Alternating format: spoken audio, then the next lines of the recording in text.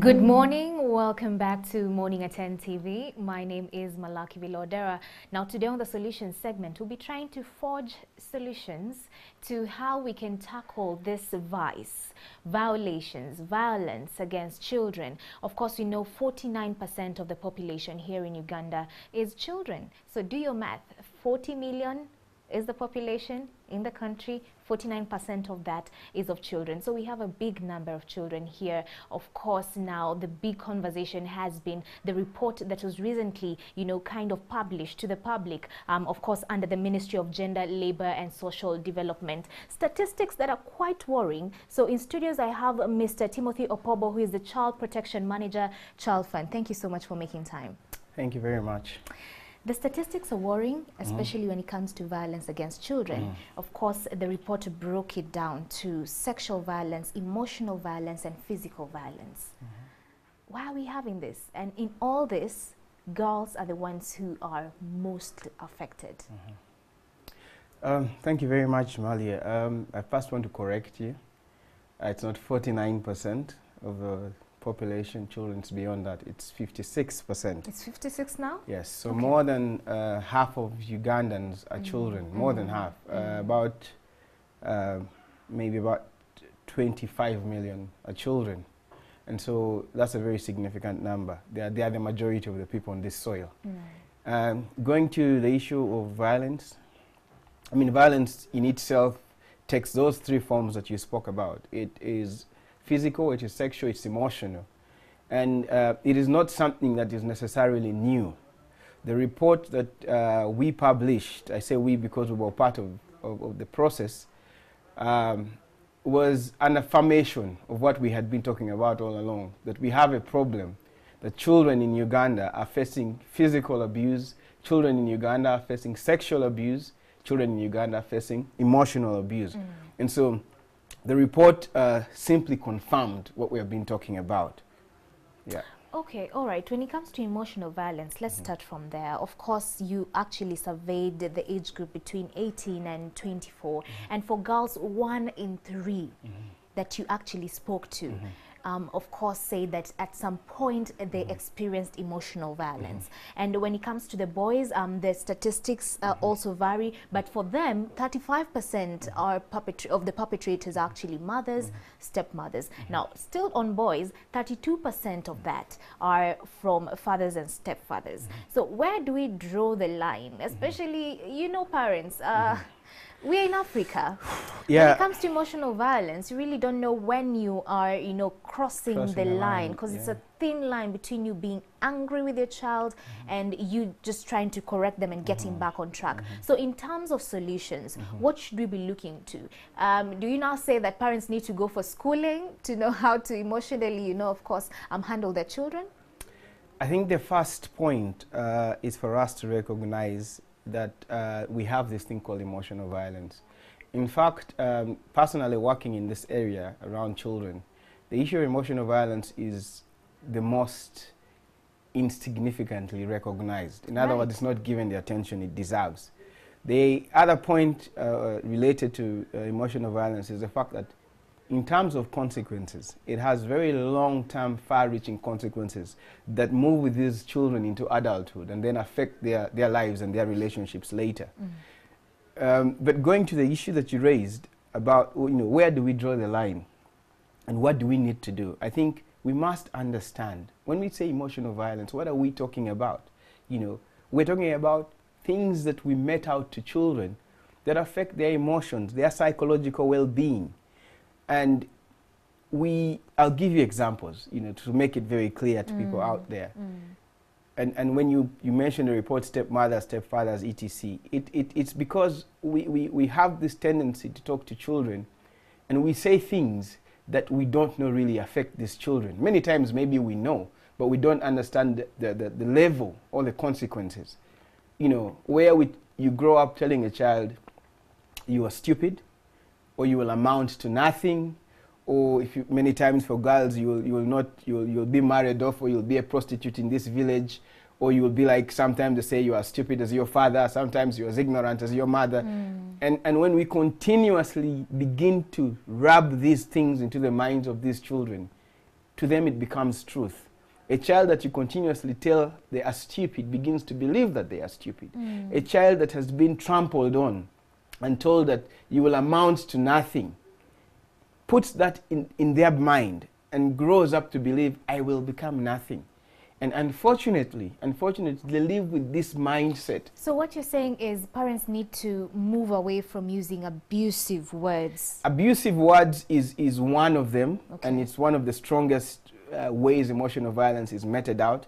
But even actions, just showing a child that they are not loved in a situation where a child, for example, is a stepchild, Okay. where you demonstrate to that child they are less than the other children, they are not that important, or you decide that these ones go to school and this child will not go to school, you are actually emotionally abusing this child because the child psychologically feels disturbed. You actually mentioned that, and according to the report as well, they said that when it comes to emotional violence, the consequences are dire because most of these children end up into, having thoughts of suicide, committing suicide, mental disorders. How bad is it on ground? You see, the thing is that we mentioned 3 forms of violence. Right. Physical, sexual, and emotional. But if you look at the other 2 forms, physical violence, if you look at sexual violence, all those forms of violence also have an emotional effect on the child. And so that demonstrates that the issue of emotional violence is actually really pronounced. Why? Because if a girl has been sexually abused, many times in Uganda we use the term defilement, but the common man understands it as rape. This child is not going to just be physically disturbed, but even emotionally. If a child is beaten or is starved or is tied or is burnt, it still affects their emotions. Right. And so there's that linkage. And that means, therefore, that the emotions of the child or the violence, the emotional violence we're talking about is actually up there, and it's a significant problem to children in this country. This two amount to this one type of violence. Sexual, physical amounts to emotional violence. But when it comes to physical violence, it contributes, it doesn't amount to. Let's talk about drawing the line. Of course, we're in Africa, Yes. and we always believe that when you spare the road, you spoil the child. So when you're beating your child for something wrong they've done, how far is too far?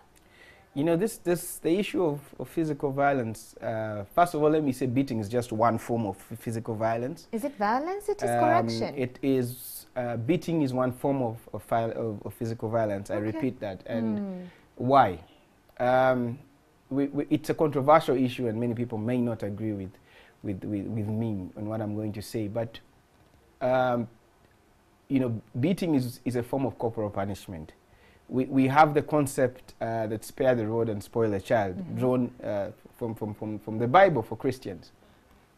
Now, let me first of all say that I strongly believe children must be disciplined. But discipline does not equate to beating. That's one thing. There are alternatives to discipline. To discipline your child does not mean you must beat them.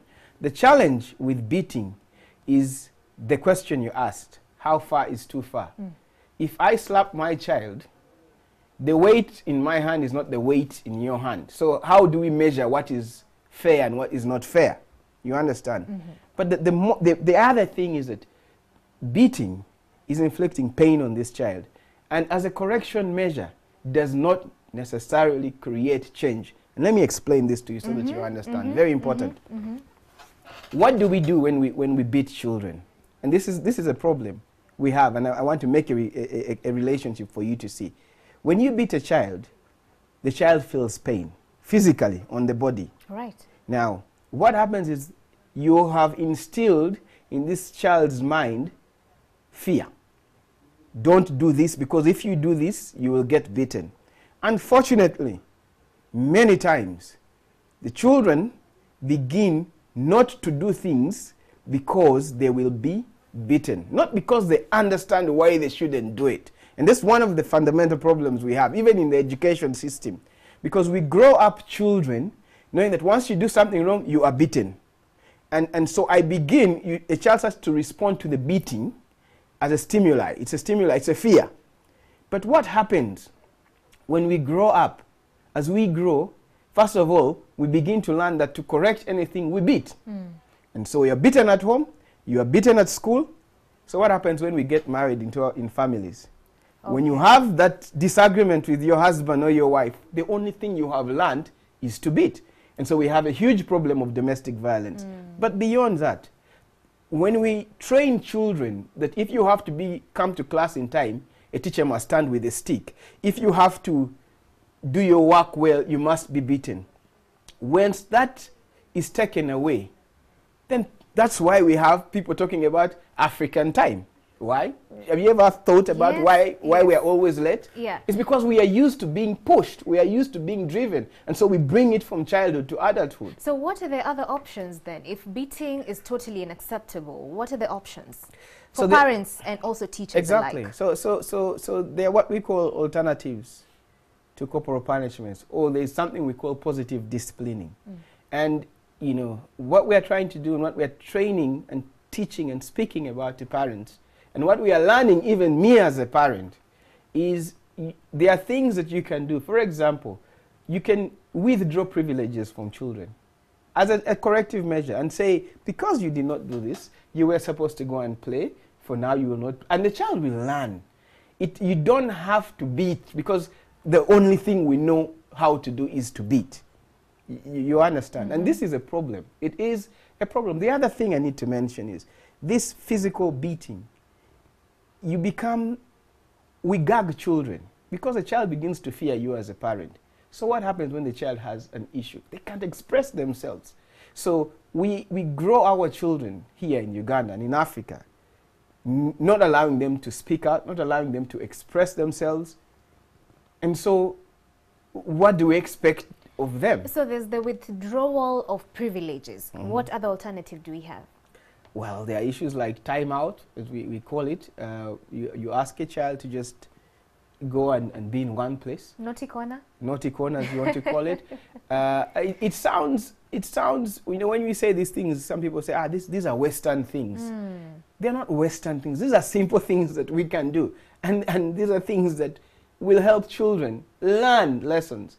You understand? The positive discipline, you can actually ask a child, for those who are older, to even write a poem about what they have done, or write something, an essay or something about, can you write why this is wrong? And that message goes in. Break it down for us. How does the naughty corner kind of punishment help and, of course, communicate to the child that you have done something wrong, you need to reform? How does it work with the naughty corner one? Well, the whole naughty corner concept is, it gives the child the time to reflect on what they have done. Why am I in this corner? Why am I being told to be in one place and I can't move? So we are thinking about what they did and why it was wrong.